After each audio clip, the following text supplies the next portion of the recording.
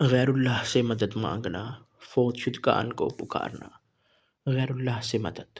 الحمد للہ رب العالمین والصلاة والسلام علی رسول اللہ وعلی آلہ وصحبہ اجمعین، اما بعد فاعوذ باللہ من الشیطان الرجیم، بسم اللہ الرحمن الرحیم۔ قرآن کریم میں اہل ایمان کو اللہ عز و جل نے تعلیم فرمایا کہ وہ اس بات کا اقرار و اظہار کرتے رہیں کہ ایاک نعبد و ایاک نستعین، ہم تیری ہی عبادت کرتے ہیں اور تجھ ہی سے مدد مانگتے ہیں۔ سورۃ الفاتحہ 1 آیت نمبر 5۔ نہ عبادت اللہ کے سوا کسی اور کی جائز ہے اور نہ مدد مانگنا کسی اور سے جائز ہے۔ ان الفاظ سے شرک کا سدباب کر دیا گیا ہے، لیکن جن کے دلوں میں شرک کا روگ راہ پا گیا ہے وہ ما فوق الاسباب اور ما تحت الاسباب استعانت میں فرق کو نظر انداز کر کے عوام کو مغالطے میں ڈال دیتے ہیں اور کہتے ہیں کہ دیکھو ہم بیمار ہو جاتے ہیں تو ڈاکٹر سے مدد حاصل کرتے ہیں، بیوی سے مدد چاہتے ہیں، ڈرائیور اور دیگر انسانوں سے مدد کے طالب ہوتے ہیں۔ اس طرح وہ یہ باور کراتے ہیں کہ اللہ کے سوا اوروں سے مدد مانگنا بھی جائز ہے، حالانکہ اسباب کے ماتحت ایک دوسرے سے مدد چاہنا اور مدد کرنا یہ شرک نہیں ہے، یہ تو اللہ تعالیٰ کا بنایا ہوا نظام ہے جس میں سارے کام ظاہر اسباب کے مطابق ہی ہوتے ہیں، حتیٰ کہ انبیاء علیہم السلام بھی انسانوں کی مدد حاصل کرتے ہیں۔ حضرت عیسیٰ علیہ السلام نے فرمایا من انصاری اللہ، اللہ کے دین کے لیے کون میرا مددگار ہے؟ اللہ تعالیٰ نے یہ اہل ایمان کو فرمایا وَتَعَاوَنُوا عَلَى الْبِرِّ وَالتَّقْوَىٰ، نیکی اور تقوی کے کاموں پر ایک دوسرے کی مدد کرو۔ سورۃ المائدہ 5 آیت نمبر 2۔ ظاہر بات ہے کہ یہ تعاون ممنوع ہے، نہ شرک بلکہ مطلوب و محمود ہے۔ اس کا اصطلاحی شرک سے کیا تعلق؟ شرک تو یہ ہے کہ ایسے شخص سے مدد طلب کی جائے جو ظاہری اسباب کے لحاظ سے مدد نہ کر سکتا ہو، جیسے کسی فوت شدہ شخص کو مدد کے لیے پکارنا، اس کو مشکل کشا اور حاجت روا سمجھنا، اس کو نافع و ضار یعنی نقصان پہنچانے والا باور کرنا، اور دور نزدیک سے ہر ایک کی فریاد سننے کی صلاحیت سے برابر تسلیم کرنا۔ اس کا نام ہے ما فوق الاسباب طریقے سے مدد طلب کرنا، اور اسے خدائی یعنی اللہ کی صفات سے متصف ماننا، اسی کا نام شرک ہے، جو بدقسمتی سے محبت اولیاء کے نام پر مسلمان ملکوں میں عام ہے۔ توحید کی 3 قسمیں۔ اس موقع پر مناسب معلوم ہوتا ہے کہ توحید کی 3 اہم قسمیں بھی مختصراً بیان کر دی جائیں۔ یہ قسمیں ہیں توحید ربوبیت، توحید الوہیت، توحید صفات یا توحید اسماء و صفات۔ توحید ربوبیت کا مطلب ہے کہ اس کائنات کا مالک، رازق اور مدبر صرف اللہ تعالیٰ ہے، اور اس توحید کو تمام لوگ مانتے ہیں، حتیٰ کہ مشرکین بھی اس کے قائل رہے ہیں اور ہیں، جیسا کہ قرآن کریم نے مشرکین مکہ کا اعتراف نقل کیا ہے۔ مثلاً فرمایا قُلْ مَنْ يَرْزُقُكُم مِّنَ السَّمَاءِ وَالْأَرْضِ أَمَّن يَمْلِكُ السَّمْعَ وَالْأَبْصَارَ وَمَنْ يُخْرِجُ الْحَيَّ مِنَ الْمَيِّتِ وَيُخْرِجُ الْمَيِّتَ مِنَ الْحَيِّ وَمَنْ يُدَبِّرُ الْأَمْرَ فَسَيَقُولُونَ اللَّهُ فَقُلْ أَفَلَا تَتَّقُونَ۔ اے پیغمبر صلی اللہ علیہ وسلم، ان سے پوچھیں کہ آسمان و زمین میں رزق کون دیتا ہے، یا تمہارے کانوں اور آنکھوں کا مالک کون ہے، اور بے جان سے جاندار اور جاندار سے بے جان کو کون پیدا کرتا ہے، اور دنیا کے کاموں کا انتظام کون کرتا ہے؟ جھٹ کہہ دیں گے، یعنی فوراً کہہ دیں گے اللہ، یعنی سب کام کرنے والا اللہ ہے۔ سورہ یونس 10 آیت نمبر 31۔ دوسری جگہ ہے کہ قل لمن الارض ومن فيها ان كنتم تعلمون سيقولون لله قل افلا تذكرون قل من رب السماوات السبع ورب العرش العظيم سيقولون لله قل افلا تتقون قل من بيده ملكوت كل شيء وهو يجير ولا يجار عليه ان كنتم تعلمون سيقولون لله قل فأنا تسحرون۔ پوچھئے تو صحیح کہ زمین اور اس کی کل چیزیں کس کی ہیں، بتلاؤ اگر جانتے ہو، فوراً جواب دیں گے کہ اللہ کی۔ کہہ دیجئے کہ پھر تم نصیحت کیوں نہیں حاصل کرتے؟ دریافت کیجئے کہ ساتوں آسمانوں کا اور بہت باعظمت عرش کا رب کون ہے؟ وہ لوگ جواب دیں گے کہ اللہ ہی ہے۔ کہہ دیجئے کہ پھر تم کیوں نہیں ڈرتے؟ پوچھئے کہ تمام چیزوں کا اختیار کس کے ہاتھ میں ہے، جو پناہ دیتا ہے اور جس کے مقابلے میں کوئی پناہ نہیں دیا جاتا۔ اگر تم جانتے ہو تو بتلا دو۔ یہی جواب دیں گے کہ اللہ ہی ہے۔ کہہ دیجئے پھر تم کدھر سے جادو کر دیے جاتے ہو؟ سورۃ المؤمنون 23 آیت نمبر 84 سے 99۔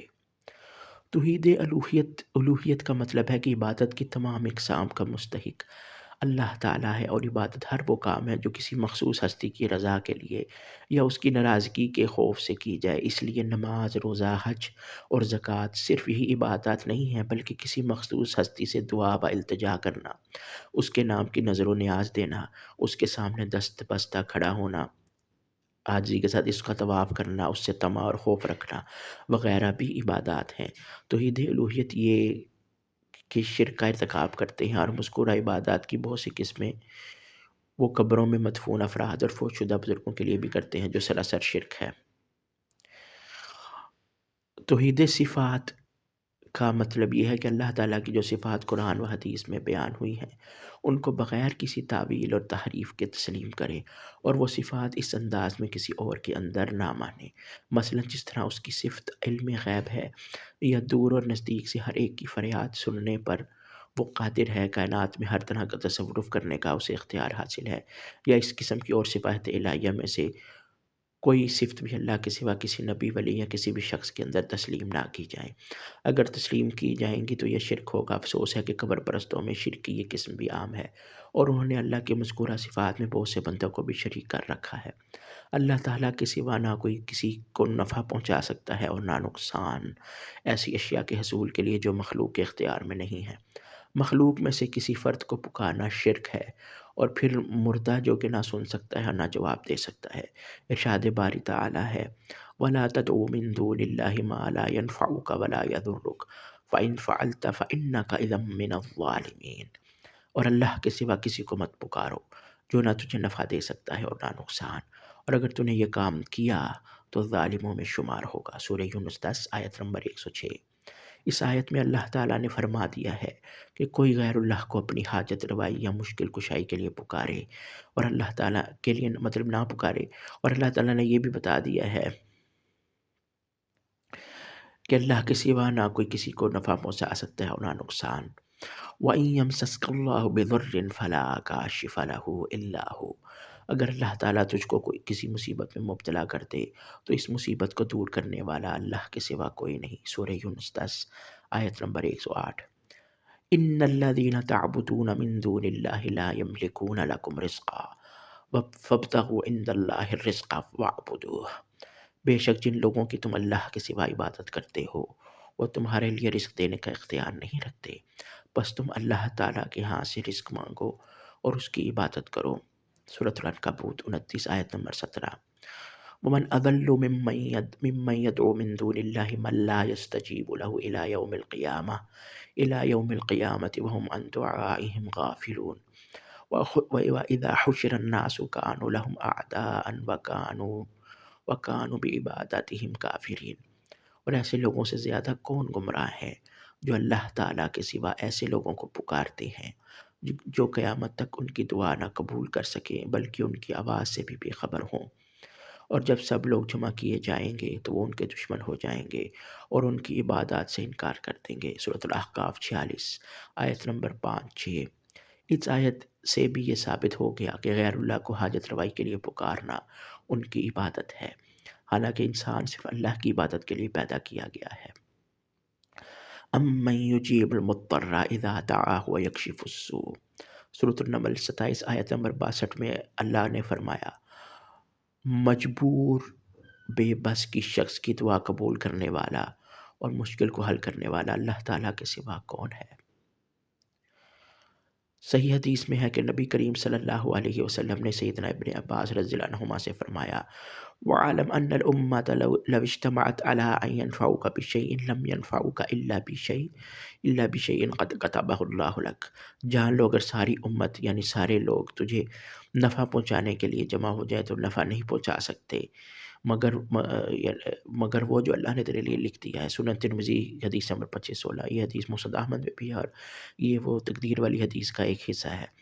تو یہ اس میں اسماء اور صفات جو الوہیت، توحید الوہیت ربوبیت میں یہی کہ اللہ تعالیٰ خالق مالک رازق ہے اور سارے امور اللہ کے، تو ہر دور کا مشرک داہری ہے جو کہ ایتھسٹ ہوتے ہیں، جو کہ کسی رب کو نہیں، وہ بہت تھوڑے رہے ہیں ہمیشہ۔ اس کے علاوہ سارے مشرک ہمیشہ سے مانتے تھے قیامت تک ایسے ہی رہے گا۔ لیکن توحید الوہیت میں یہی اللہ کی صفات جو ہے نا غیر اللہ میں ڈالنا، اور اللہ کی جو صفات ہیں، اور ہر دور کے مشرک اسی طرح ہی کرتے تھے، کسی نے اللہ کا بیٹا بنایا اور یہ وہ سارا، اور اس طرح کسی نے کچھ کہا، کسی نے کچھ کہا۔ اللہ کی صفات اور اسماء اور صفات میں یہ بھی چیز شامل ہے جو ادھر بیان کی گئی ہیں، اور اس میں وہ بھی اللہ کی صفات جیسے اللہ کا عرش پہ استوا کرنا، اللہ تعالیٰ نے جو صفات قرآن میں اور احادیث میں بیان کی ہیں ان کو ماننا بغیر کسی تعویل کے، بغیر کسی تعطیل اور تشبیہ کے، اور اس طرح سے ماننا جیسا کہ اللہ تعالیٰ نے اپنے نبی صلی اللہ علیہ وسلم پر نازل کی اور صحابہ کو سمجھایا، اور صحابہ نے تابعین، تبع تابعین کو سمجھایا، اس طرح یہ سلسلہ چلتا رہا۔ تو یہ سلف صالحین کے منہج اور فہم کے مطابق ان چیزوں کو سمجھنا اور اس پر ایمان لانا، تو یہ ایک تفصیلی ٹاپک ہے، انشاءاللہ وہ آئے گا، اس کا ذکر اگلی ویڈیو میں بھی تھوڑا سا آئے گا، اور پھر وحدت الوجود کا جو باطل عقیدہ اس کے رد میں جو بڑی ویڈیو ہے اس کے اندر بھی ان چیزوں کا رد ہوگا۔ اور اس کے علاوہ بھی جو ہے نا، تو یہ ایک مختصر سا ایک تعارف تھا۔ اس کے بعد انشاءاللہ اگلی ویڈیو میں اور اس سے اگلی ویڈیو میں اس طریقے سے کریں گے، بعد میں یہ سلسلہ چلتا رہے گا انشاءاللہ۔ یہ بہت وسیع ٹاپک ہے۔